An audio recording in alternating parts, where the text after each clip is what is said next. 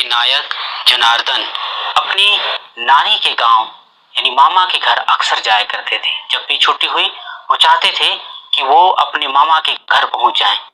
और इसलिए नहीं कि मामा के घर जाकर खूब मस्ती करनी है, वो इसलिए भी जाते थे क्योंकि मामा के गांव में बदलू नाम के कारीगर के साथ उनका बड़ा लगाव था। अब लगाव क्यों था? क्योंकि लाख की चूड़ियां बनाने वाला बदलू वो कारीगर चूड़ियां बनाने के बाद जो लाख बचती थी उसकी छोटी छोटी रंग बिरंगी गोलियां वो नायक को देता था। अब छोटे बच्चे थे नायक, तो छोटे बच्चे को गोलियां पसंद आती है ना, आप लोगों को कंचे पसंद आते हैं ना, तो लाख के वो कंचे होते थे, लाख की छोटी छोटी गोलियां होती थी, रंग बिरंगी गोलियां जो बच्चे को अपनी ओर आकर्षित करती थी। छोटा बच्चा गोलियों से इतना जुड़ जाता है, उसे रंग बिरंगी गोलियां इतनी अच्छी लगती हैं कि वो बदलू के पास ज्यादा से ज्यादा समय बिताता है। मामा के घर जाने के बाद नायक बहुत सारा समय बदलू के घर बिताते हैं। वो बताते हैं कि बदलू के घर में जाकर वो घंटों उसके पास बैठकर चूड़ियां बनाते हुए देखते हैं। बदलू के घर के आगे का बेड़ा जिसे सहन कहा जाता है, बच्चों वो बेड़ा जो घर के आगे है जहां मवेशी बांधे जाते हैं या घर का कोई काम किया जाता है, पेड़ होते हैं, उसी सहन में एक नीम का पेड़ है। नीम के पेड़ के नीचे मचिए पर बैठकर बदलू लाख की चूड़ियां बनाता है। साथ में भट्टी जल रही है जिसमें लाख पिघलाई जाती है और लाख पिघलाने के बाद वो उसे बेलनाकार मुंगेरियों के ऊपर चिपकाकर गोलाकार देकर उसे रंग बिरंगे रंगों में रंग कर रंग बिरंगी चूड़ियां बनाता है। और नायक उनके पास जाता है तो बदलू उसे भी बैठने को मचिया दे देता है और उससे बातें करता रहता है। बच्चों मचिया क्या होती है? मचिया बान या सुतली से बना हुआ, आधुनिक जमाने में जिसे स्टूल कहते हैं, पुराने जमाने का स्टूल होता था जिस पर बैठकर लोग अपना काम करते थे या आपस में बातें भी करते थे। तो एक मचिया पर बैठकर तो बदलू काम करता था, दूसरी मचिया पर नायक बैठता था और उनसे बातें करता रहता था। बदलू इतना अच्छा कारीगर था कि वो उसकी चूड़ियां न केवल उसके गांव में सभी औरतें पहनती थी बल्कि आसपास के गांव के लोग भी उसकी चूड़ियां खरीदने के लिए उसके पास आते हैं। और बदलू की एक विशेषता है बच्चों, बदलू कभी भी पैसे के बदले चूड़ियां नहीं देता, यानी चूड़ियों को पैसे से बेचता नहीं है बल्कि चूड़ियों को अनाज के बदले देता है या किसी जरूरत की चीज लेकर ही वो चूड़ियां देता है। उसे वस्तु विनिमय कहते हैं। वस्तु विनिमय मतलब वस्तु के बदले वस्तु का आदान प्रदान, और उसके बदले पैसे नहीं। पैसे तो आजकल के जमाने में दिए जाने लगे। बच्चों पैसे देने का मतलब है कि हम किसी वस्तु की कीमत देकर, उसे मजूरी देकर हम उसे मजदूर बना देते हैं। बदलू मजदूर नहीं बनना चाहता, वो तो चाहता है कि उसे जीने के लिए, उसके जीवन के निर्वाह के लिए चीज मिल जाए, इसीलिए वो वस्तु विनिमय में विश्वास रखता है। वो अपनी चूड़ियों को बेचता नहीं। हाँ, वो चाहे साल भर किसी को मुफ्त में चूड़ियां दे दे, लेकिन किसी के घर यदि विवाह हो तो सुहाग का जोड़ा देते समय वो सारे साल की कसर निकाल लेता था। उसको उसके घर के लिए अनाज भी चाहिए, वो उस समय वो अपनी पत्नी के लिए पूरे कपड़े भी लेता था, अपनी पगड़ी भी लेता था और पैसे अलग से, लेकिन सारा साल वो अनाज के बदले केवल चूड़ियां बेचता था। उसका ये स्वाभिमान आखिर तक बना रहा। लेखक बताता है कि जब भी वो उनके पास जाता था तो वो केवल बातें ही नहीं करते थे और गोलियां ही नहीं देते थे, बल्कि बदलू काका उनकी गाय के दूध की मलाई भी देते थे। मलाई इकट्ठी करके वो उसे खिलाते थे। अपने बाग के खूब पके हुए आम भी लेखक को खिलाते थे। नायक वहां से खूब आम खाकर आता था। आम के मौसम में नायक कहता है कि कई साल तक तो मैं ऐसे ही जाता रहा जब मैं छोटा था और बदलू काका के पास जाता, रंग बिरंगी गोलियां लेता और रंग बिरंगी गोलियां इकट्ठे करके बहुत खुश होता, क्योंकि वो दूसरों को नहीं मिलती थी, केवल मुझे मिलती थी और इससे मुझे बहुत खुशी होती थी।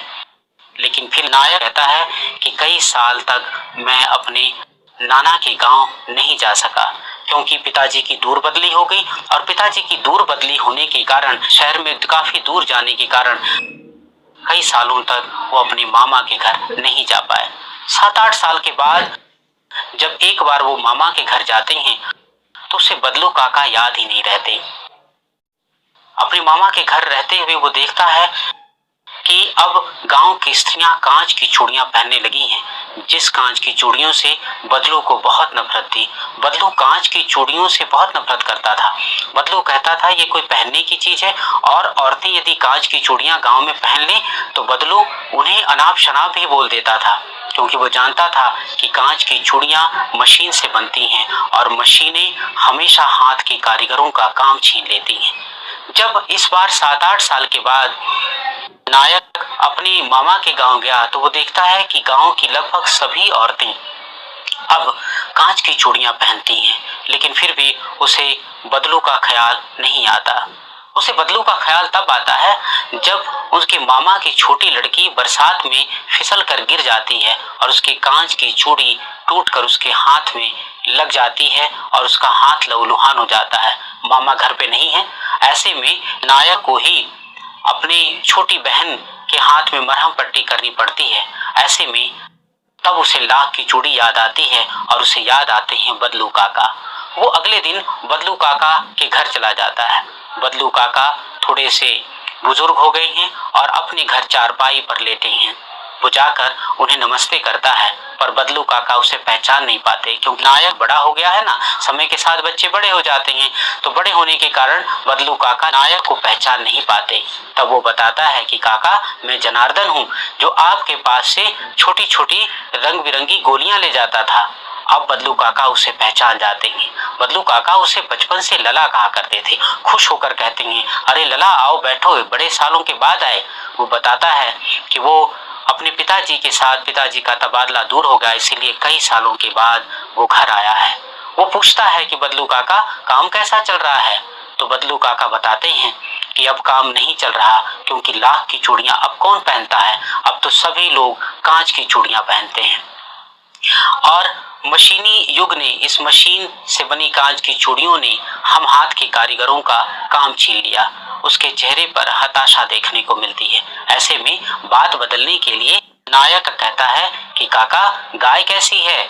गाय तो दूध देती है ना। ऐसे में बदलू काका कहते हैं कि इस गरीबी में जब मेरे पास काम भी नहीं है, मैं गाय को क्या खिलाता, इसलिए 2 साल पहले मैंने गाय बेच दी। तब फिर नायक फिर से बात बदलते हुए उनसे कहता है कि आम की फसल तो अच्छी हुई है ना काका। और इस पर बदलू काका खुश हो जाते हैं और कहते हैं, हाँ, आम की फसल बढ़िया हुई है। और फिर अपनी बेटी को आवाज देते हैं कि रज्जो, लला के लिए आम ले आ। रज्जो घर में से टोकरी भर आम ले आती है और उसे देखकर लेखक कहता है, अरे काका, इतने मैं थोड़ी खाऊंगा। ऐसे में बदलू काका कहते हैं कि जब हम आपकी उम्र के थे ना, तो इतने आम तो मिनटों में खा जाया करते थे, पर चलो, शहर के लोगों की बात ही और है। और रज्जू से कहते हैं कि 4-5 आम निकाल कर पके हुए लला को दे दो। और ऐसे में जब वो रज्जो नायक को आम दे रही होती है, नायक देखता है कि उसके हाथ में लाख की चूड़ियां हैं, और उसके देखते हुए फटाफट से बदलू काका समझ जाते हैं।